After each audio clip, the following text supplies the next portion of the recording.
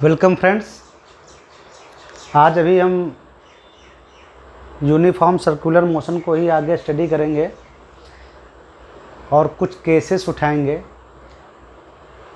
उनको सॉल्व करेंगे तो उससे हमको आइडिया मिलेगा कि ये जो सर्कुलर मोशन की जो प्रॉब्लम है वो कैसे सॉल्व की जाती हैं। हालांकि आपको काफ़ी आइडिया हो चुका है। यूनिफॉर्म सर्कुलर मोशन जिसमें सेंट्रीपिटल फोर्स का कॉन्सेप्ट आता है,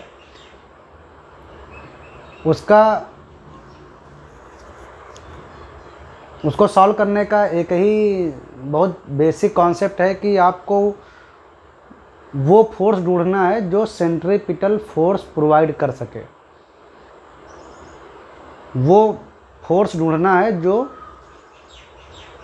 सेंट्रीपिटल फोर्स की भूमिका निभा सके, जो उस मास पर जो कि सर्कुलर पाथ पर घूम रहा है ऐसे उस पर ऐसा फोर्स लगे कोई एक्सटर्नल जो कि उस सर्कुलर पाथ के सेंटर की ओर हो। अगर हम वो फोर्स डिस्कवर कर ले जाते हैं तो फिर हम प्रॉब्लम सॉल्व कर लेते हैं। ठीक है, तो आज हम ऐसे ही एक इंटरेस्टिंग केस को उठाएंगे जिसका नाम है मौत का कुआं। मौत का कुआं, मौत का कुआं या death circle, death well, the well of death. Death circle भी एक होता है, उसको भी हम लोग देखते हैं। ठीक है, पहले आते हैं मौत का कुआं। आपने मूवी में देखा होगा या किसी बड़े मेले में देखा होगा ना कि बाइकर्स जो होते हैं वो एक कुआं होता है और उस कुएं में ऐसे ऐसे बाइक से चक्कर लगाते रहते हैं। कुएं की जो वॉल है उस पर चक्कर लगाते रहते हैं और गिरते नहीं हैं। ठीक है, तो क्या है कि अगर बाइक को चलाते चलाते स्पीड अगर डाउन कर देंगे काफ़ी तो गिर जाएंगे, लेकिन एक मिनिमम स्पीड उन्हें रखनी होती है। मिनिमम स्पीड या उससे ज़्यादा, नहीं तो वो ऐसे ही ग्रेविटी के चलते ही गिर जाएंगे। अभी मान लो ये बाइकर वाल पे यहाँ पे है, कुएं की वाल पे, और अगर उसने बाइक को बहुत स्लो कर दिया तो वो खुद ही गिर पड़ेगा। ये कैसे गिरेगा मैं बताता हूँ, वो आप समझ भी सकते हैं कि एक मिनिमम स्पीड चाहिए ही चाहिए उसको। इतनी स्पीड चाहिए या इससे ज़्यादा चाहिए कुएं के चारों ओर बाइक से घूमने के लिए। ठीक है, मौत का कुआं कॉन्सेप्ट कैसे काम करता है देखते हैं। इसके चलते हम प्रॉब्लम को एनालाइज करना सीखेंगे कि कैसे मतलब ये सर्कुलर मोशन की प्रॉब्लम सॉल्व की जाती हैं। तो हमेशा याद रखिए, पहला कॉन्सेप्ट और मूल या बेसिक कॉन्सेप्ट, पहला फंडामेंटल कॉन्सेप्ट क्या है कि हमको वो फोर्स ढूंढना होता है जो सेंट्रीपिटल फोर्स प्रोवाइड करा सके। ठीक है, मास चक्कर लगा रहा है उस पर वो फोर्स ढूंढना होता है जो सेंट्रीपिटल फोर्स प्रोवाइड करा सके। उसको अगर ढूंढ ले जाते हैं तो उसको इक्वल mv²/r लिख के सॉल्व कर सकते हैं। ठीक है, चलो शुरू करते हैं।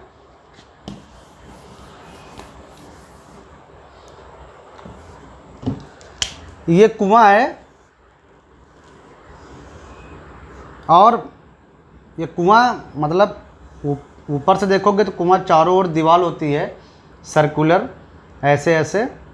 तो ऐसे जब बनाओगे तो ऐसे पिक्चर बनेगा ना। और वो जो बाइकर है वो इसी कुएं के चारों ओर दीवार पर चक्कर लगाता रहता है, गिरता नहीं है सेंटर में, ऐसे चक्कर लगा रहा है सर्कुलर पाथ पर। कुएं की रेडियस मान लो r है, ये कुएं का सेंटर है C, तो ऐसे वो चक्कर लगा रहा है। ठीक है, मान लो कि बाइक समेत जो आदमी है और बाइक दोनों का इंक्लूडेड मास m है। इसमें बाइक का मास भी शामिल है और जो चला रहा है बाइकर उसका भी मास शामिल है m। और वो ऐसे ऐसे सर्कुलर पाथ पे चक्कर लगा रहा है। तो हमको वो मिनिमम स्पीड निकालनी है कि कम से कम बाइक गिरे नहीं। बाइकर का स्पीड उससे कम नहीं होना चाहिए, एक मिनिमम स्पीड से, नहीं तो वो गिर जाएगा। तो वो मिनिमम स्पीड बाइकर की होनी चाहिए या उससे ज़्यादा होनी चाहिए, नहीं तो वो गिर जाएगा। तो हमको वो मिनिमम स्पीड निकालनी है, ठीक है। कैसे निकालेंगे तो बहुत ध्यान से देखो।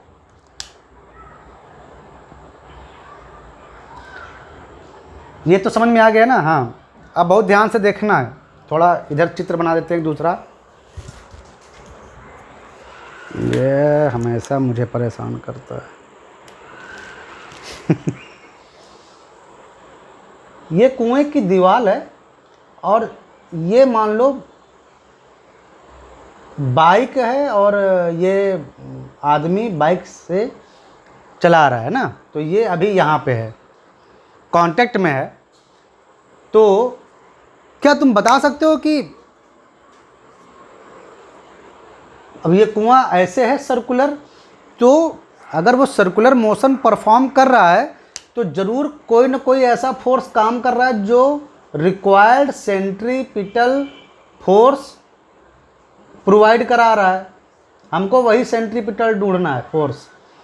क्या आप दिमाग लगा सकते हैं कि इस बाइकर पर कौन सा फोर्स काम कर रहा है जो कि उस पाथ के सेंटर की ओर, जिस सर्कुलर पाथ में वो घुमा रहा है उसके सेंटर की ओर यही काम कर रहा हो। अगर बाइकर यहाँ पे है, ऐसे ही मैंने एक दीवार पर बनाया है, मैंने उसी की दीवार का एक लिया है एक।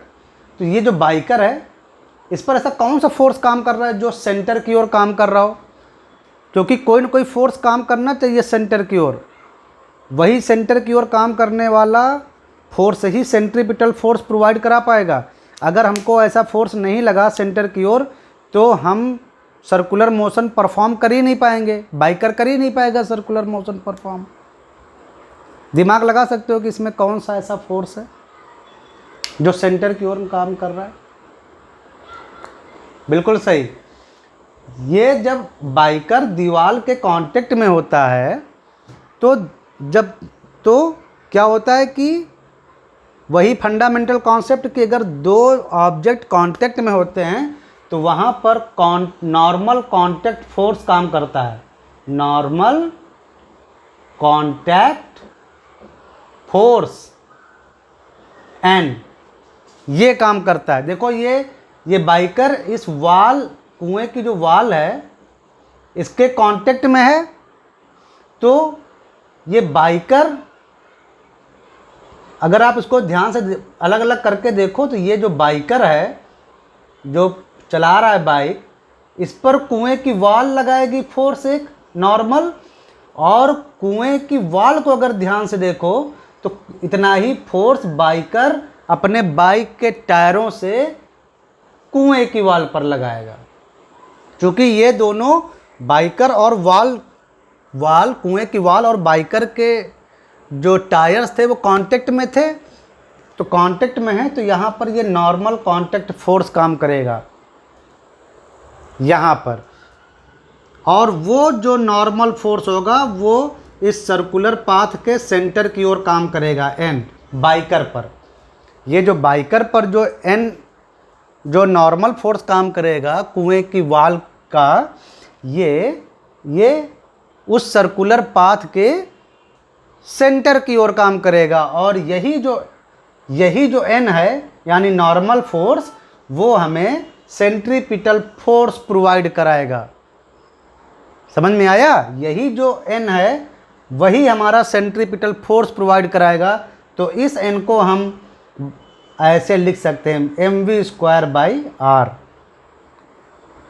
वेयर r रेडियस कह लो कुएं की या उसी सर्कुलर पाथ का रेडियस है, m बाइक और बाइकर दोनों को मिला के मास है, v स्पीड है। समझ में आया कि नहीं आया? क्लियर हुआ? अब क्या करेंगे, अब भारी हमको प्रॉब्लम है कि अब n की वैल्यू कैसे निकाली जाए। ये जो नॉर्मल फोर्स है इसकी वैल्यू कैसे निकाली जाए। तो क्या करते हैं, फिर से ध्यान से देखो, ये वाल था कुएं का और ये बाइकर था। अब हम बाइकर को ऐसे ही जस्ट लिखेंगे, ऐसे ही बनाएंगे, और उसका ये बाइक सहित है, बाइक को इंक्लूड करके हमने से गोला बना दिया। ठीक है, तो बाइक के टायर ही कांटेक्ट में रहते हैं, बाइक के टायर वाल के, कुएं की वाल के कांटेक्ट में रहते हैं। तो बाइक के टायर और वाल दोनों के बीच में एक फ्रिक्शन फोर्स भी काम करता है। वो क्यों करता है दिखा रहा हूं। ये जो बाइक है और बाइकर दोनों मिला के मास हमने m माना है, तो हमेशा इस बाइक और बाइकर को अगर कंबाइन करके हम बता रहे हैं तो इसका वेट हमेशा नीचे काम करेगा, mg। तो यानी कोई ना कोई ऐसा फोर्स होगा जो कि इस mg को बैलेंस करेगा, वरना वो चू जाएगा। लेकिन चूता नहीं है रियल लाइफ में। रियल लाइफ में बाइकर घूमता रहता है, वो गिरता नहीं है। इसका मतलब है कि इस वेट को कोई ना कोई फोर्स बैलेंस करता है। वो कौन सा फोर्स बैलेंस करता है?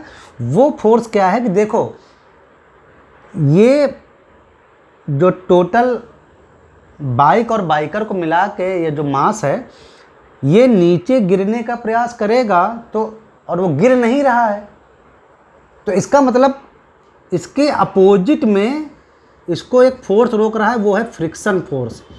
टायर और वाल के बीच में काम करने वाला फ्रिक्शन फोर्स भी है, क्योंकि वाल के रिस्पेक्ट में ये बाइक नीचे की ओर आएगी, तो फ्रिक्शन फोर्स एक जनरेट होता है जो कि अपोजिट में काम करता है। ये फ्रिक्शन फोर्स इस वेट को बैलेंस कर लेता है, तभी बाइकर चूता नहीं है वाल के, वो कुएं की वाल से। फ्रिक्शन फोर्स इसको बैलेंस करता है, और जो नॉर्मल फोर्स हमने बताया बाइकर पर, जो नॉर्मल फोर्स लगा वाल का, ये हमको सेंट्रीपिटल फोर्स प्रोवाइड कराता है।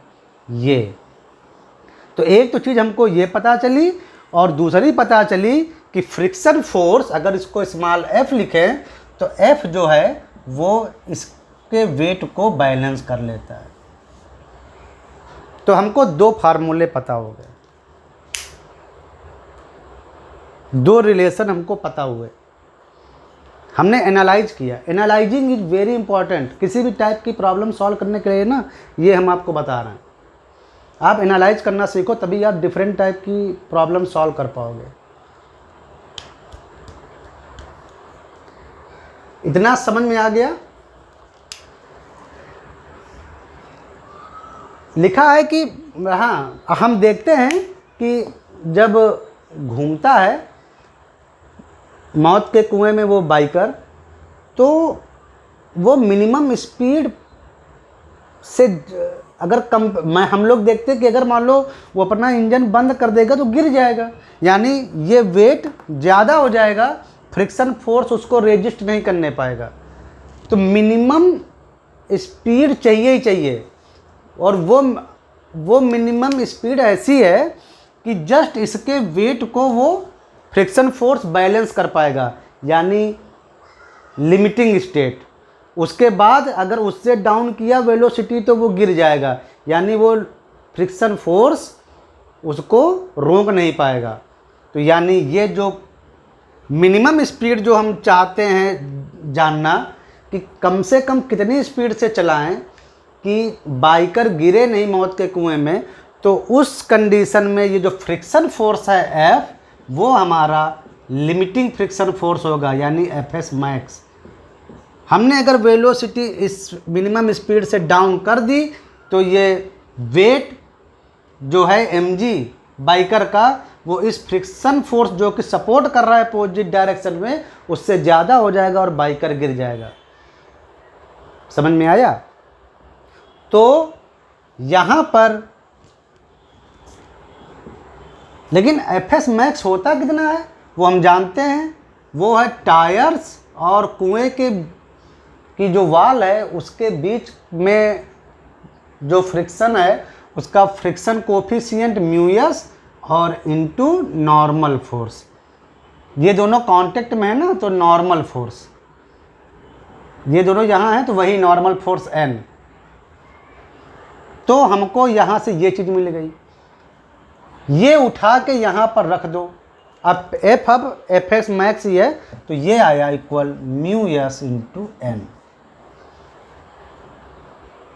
तो यहाँ से n आ गया हमारा mg by mu S normal force, और वही नॉर्मल फोर्स n की वैल्यू उठा के हम यहाँ रख देंगे इस जगह।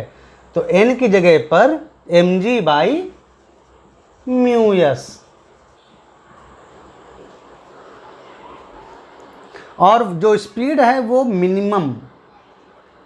मिनिमम स्पीड हमें वो निकालनी थी कि भाई बाइक, वो मिनिमम स्पीड क्या है कि बाइक सक्सेसफुली परफॉर्म कर पाए मौत के कुएं में। अगर उससे कम वेलोसिटी हुई ना तो वो गिर जाएगा। तो बाइकर हमेशा इस मिनिमम स्पीड से ऊपर ही चलाते हैं ताकि गिरे नहीं, इससे नीचे नहीं जाना चाहिए वरना वो गिर जाएगा।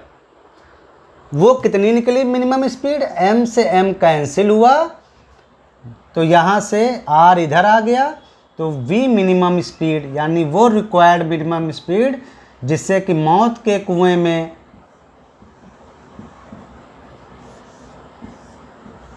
बाइकर बाइक चलाते हैं, वो है root R G upon mu S, where r is the radius of the well, कुएं का radius, g is the gravitational acceleration, its value is 9.8 meter per second square, and mu S is the coefficient of static friction between tyres of the bikes and the wall of the well. तो मौत के कुएं में अगर किसी को successfully अपनी bike drive करनी है तो कम से कम इतनी स्पीड से ड्राइव करे।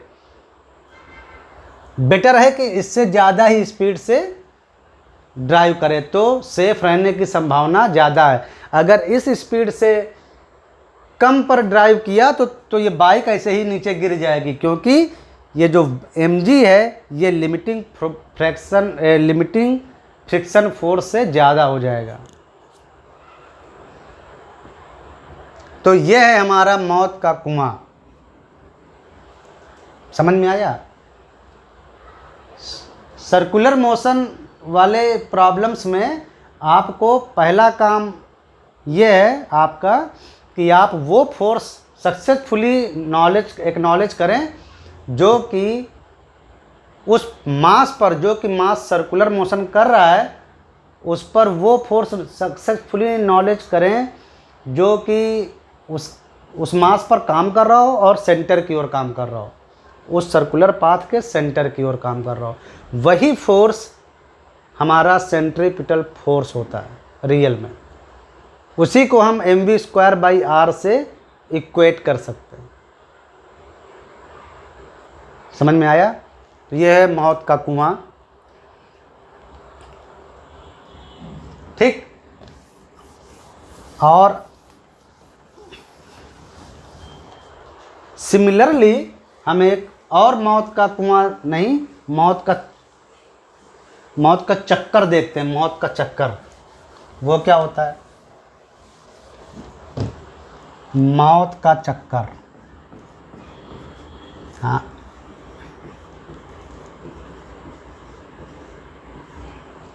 चक्कर मतलब सर्किल, डेथ सर्किल ना, डेथ सर्किल।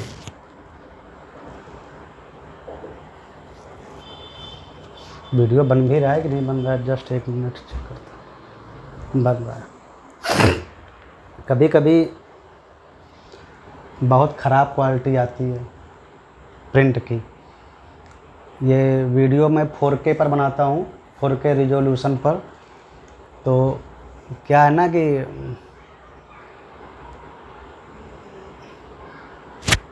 कभी कभी लाइटिंग का इफेक्ट आता है, तो थोड़ा वीडियो अच्छा नहीं बन पाता है। मौत का चक्कर क्या है? मौत का चक्कर देखो ऐसे है, एक सर्किल होता है ऐसे, है ना। सर्किल मतलब एकदम पतला सर्किल नहीं, चौड़ी पट्टी का सर्किल, मतलब कम से कम ये इतना चौड़ा और ऐसे मेटल का सर्किल होता है। उसको अगर आप उस साइड से देखेंगे तो ऐसे इतना चौड़ा होता है, मतलब ऐसे ऐसे मेटल का चौड़ा सा पट्टा होता है ये, ऐसे ही। और इसी यही गोल गोल होता है। साइड से अगर आप देखो ना इसके, तो ये मेटल का काफ़ी चौड़ा ऐसे गोल गोल होता है। और इस साइड से देखोगे तो ऐसे सर्किल दिखेगा, समझ में आया? चौड़ी पट्टी वाला मेटल का या स्टील का एक सर्किल होता है, ठीक है। इसमें क्या होता है कि इसमें एक बाइकर होता है, ये बाइकर है, और बाइकर यूं यूं वर्टिकली चक्कर लगाता है, ऐसे स्यूं ऐसे घूम के वापस आ जाता है। आपकी बार खड़ा खड़ा सर्किल है। पहले अभी मौत के कुआं जो वो वाला था, उसमें वो ऐसे से चक्कर लगाता था, ऐसे ऐसे। आपकी ऐसे ऐसे चक्कर लगा रहा है।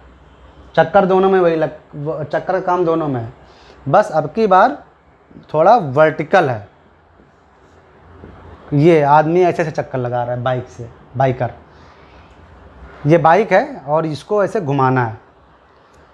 तो सब लोग जानते हैं बाइक तो पहले यहाँ पर खड़ी है, स्टार्ट किया, और जब ये ऊपर जाएगी तो यहाँ पर गिरने का चांस रहता है, चूने का, है ना, कि मतलब यहाँ पर टप से कहो गिरी पड़े, क्योंकि बाइक का वेट हमेशा नीचे की ओर काम करता रहता है।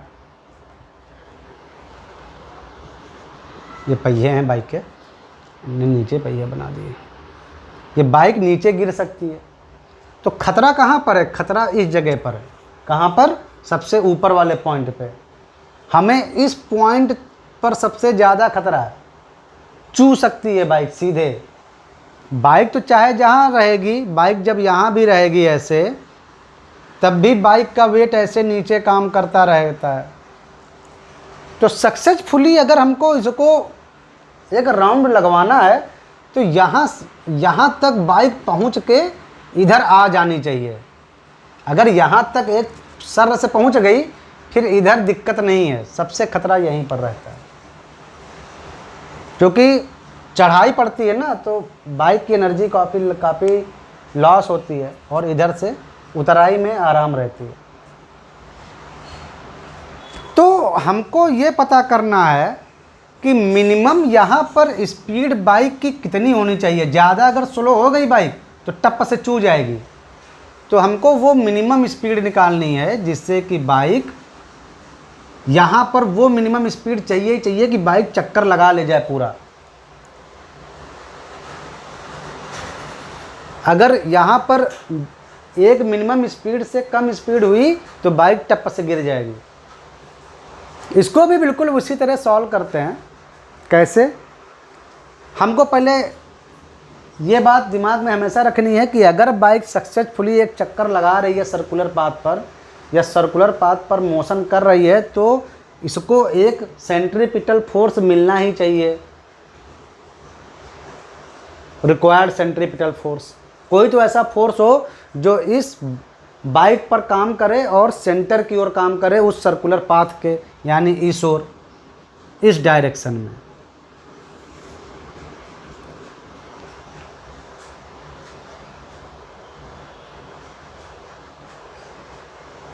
तो यहाँ पर तो हमें मिल गया। एक तो है उसका मास, उसका वेट जो काम कर रहा है। देखो mg, दूसरा एक और हमको समझ में आ रहा है, आप अभी पिछली बार बताया था पिछली वाली प्रॉब्लम में मौत के कुएं में कि देखो ये जो वाल है, यही जो ये सर्किल है, सर्किल की जो वाल है चौड़ी सी, जब बाइक यहाँ पर पहुँचती है तो बाइक चाहे जहाँ भी रहे, ये बाइक के टायर्स वाल को टच कर रहे हैं, सर्किल के वाल को। तो टायर्स सर्किल को अगर टच कर रहे हैं तो दोनों बॉडी कांटेक्ट में है, बाइक के टायर और ये सर्किल, डेथ सर्किल की जो वाल है, अगर दोनों कांटेक्ट में आ गए तो कंट्रोल वहाँ पर कौन सा फोर्स काम करेगा? Normal contact force. ये तो फंडामेंटल चीज़ है। टू बॉडी कांटेक्ट में आई नहीं कि उनके बीच में नॉर्मल कांटेक्ट फोर्स काम करना शुरू।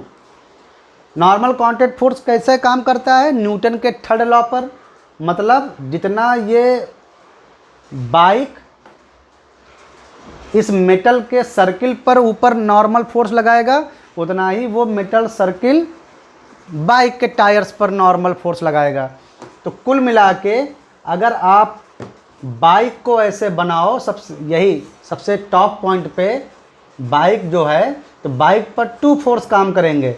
एक तो जो वो सर्किल मेटल का, यानी जो धातु का जो सर्किल है, जब टच कर रहा है टायर, यहाँ पर जो टायर टच कर रहे हैं इस चौड़े सर्किल को, तो वो नॉर्मल फोर्स, और दूसरा ये बाइक का वेट। दोनों किस ओर हैं? दोनों सेंटर की ओर हैं, एन और एम जी। तो नीचे सेंटर की ओर काम करने वाले टोटल फोर्स कितने हो गए? एन और एम जी, नॉर्मल फोर्स और एम जी मिल गया हमको टोटल फोर्स सेंटर की ओर काम करने वाला। यही हमको प्रोवाइड कराएगा बाइक के लिए सेंट्रीपिटल फोर्स। तो अगर बाइक का मास m है और मिनिमम स्पीड जो हमको रखनी है वो v मिनिमम है, मिनिमम अभी नहीं रखते हैं, अभी बताते हैं मिनिमम का यूज कैसे होगा, mv²/r। तो हमको एक फंडामेंटल चीज़ तो मिल गई ना हमारी, n + mg = mv²/r।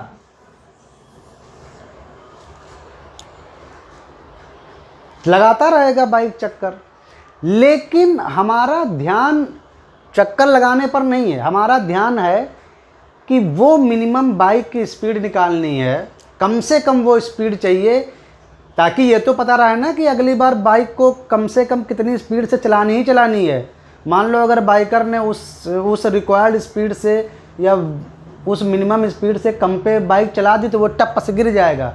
तो हमें सबसे पहले ये स्पीड निकालनी है और बाइकर को बताना है कि भाई इससे कम पे मत चलाना, इससे कम पे चलाओगे तो चूक जाओगे। तो हमारा पूरा ध्यान है कि वी मिनिमम, यानी उस मिनिमम स्पीड को निकालना और बाइकर को बता देना कि भाई इससे कम पे डेथ सर्किल पर बाइक नहीं चलाते हैं। तो बाइकर भी थैंक्स बोलेगा कि यार तुमने लाइफ बचा ली। तो अब वो वी मिनिमम कैसे निकाला जाएगा? तो सबसे घटिया कंडीशन क्या हो सकती है बाइकर के लिए? सबसे घटिया कंडीशन क्या है कि यहाँ से वो चू जाए, यहाँ से वो चू जाए। और चू जाए का मतलब है कि वो लोहे का जो सर्किल है मेटल का, जो भी मेटल का है, और बाइक के टायर्स जो हैं उनके बीच में कांटेक्ट ना रहे, टप से चू जाए। मतलब कुल मिला के बाइक उस सर्किल से छूट जाए, छूट गया, नीचे गिरा तो छूट जाएगा। तो छूट कैसे जाएगा? अगर दो सरफेस छूट गए तो उनके बीच में कोई नॉर्मल कांटेक्ट फोर्स काम नहीं करेगा। भाई जब तक कांटेक्ट में है तभी तक नॉर्मल कांटेक्ट फोर्स काम करेगा, और जब कांटेक्ट में है ही नहीं तो एक दूसरे पर फोर्स लगा ही नहीं पाएंगे। तो यानी सबसे घटिया कंडीशन तब है जब हमारा बाइक और ये जो सर्किल है इनके बीच का कांटेक्ट छूट गया, यानी एन नॉर्मल कांटेक्ट फोर्स 0 हो गया। यही सबसे घटिया है कंडीशन है। तो यानी बाइक को कम से कम इतनी मिनिमम स्पीड रखनी है कि मतलब ये कंडीशन वो सर्वाइव कर पाए। तो यहाँ पर रखो 0 और प्लस mg, n की जगह पर 0 कर दो और m v minimum square v, अब v मिनिमम हो गया डिवाइडेड बाई r। r क्या है? r इसी सर्किल का रेडियस है। तो v मिनिमम आ गया हमारा R G by only R G, root mm cancel हो जाएगा।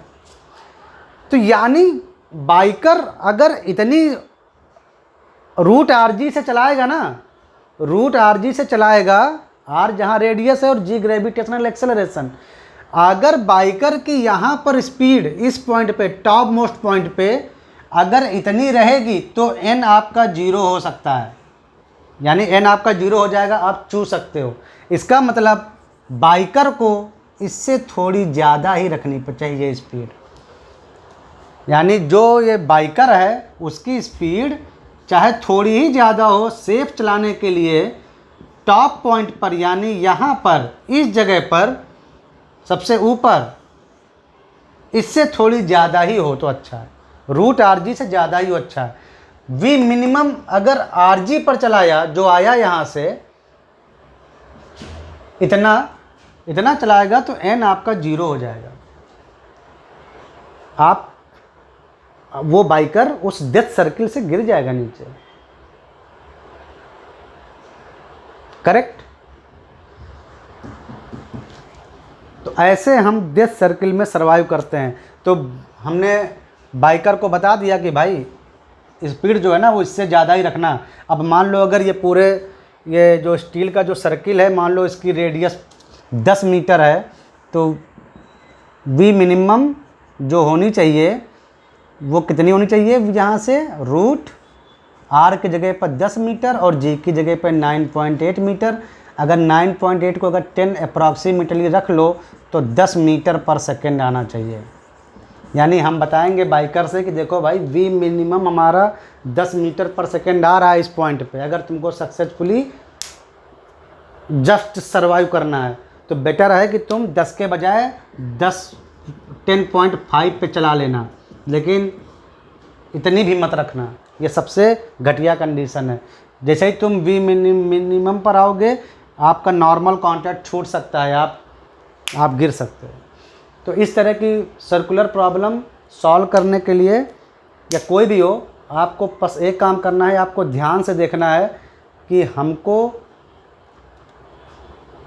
वो हमको ध्यान से बस ये सर्च करना है कि वो सेंट्रीपिटल फोर्स प्रोवाइड कराने वाले जो बाहरी फोर्स हैं वो कौन कौन से हैं। बस उन्हीं को mv²/r के इक्वल रख के हम प्रॉब्लम सॉल्व कर सकते हैं। चलो मिलते हैं नेक्स्ट एपिसोड में, तो आपको थोड़ा ज़्यादा समझ में आएगा, ठीक है।